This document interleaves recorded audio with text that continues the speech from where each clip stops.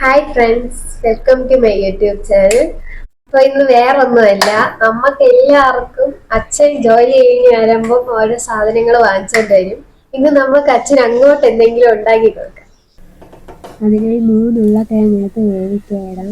പിന്നെ ഈ മുളകിനകത്തുള്ള അരിയൊക്കെ എടുത്തൊന്ന് വൃത്തിയാക്കി കളയണം. നമുക്ക് ഒരു പകുതി ഉള്ളി എടുത്ത് ചെറുതായിട്ട് കട്ട് ചെയ്ത് മാറ്റി വയ്ക്കാം. പിന്നെ അതിൻ്റെ കൂടെ നമുക്കൊരു 3 പച്ചമുളകും വേണം.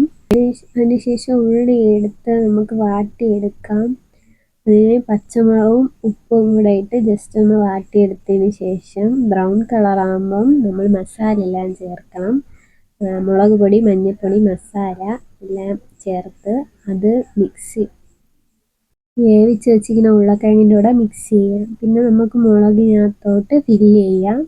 അതിനുശേഷം നമുക്കിനി വേണ്ടത് എടുക്കാനുള്ള ബാറ്ററാണ്. അതിനായിട്ട് നമുക്ക് കടലമാവ്, ഉപ്പ്, ബേക്കിംഗ് സോഡ, മുളക് പൊടി ഇത്രയും ആവശ്യമാണ്. പിന്നെ വെള്ളം നല്ലവണ്ണം മിക്സ് ചെയ്ത് ഒരു മുക്കിയെടുക്കാൻ പറ്റുന്ന പാത്രത്തിലാക്കണം.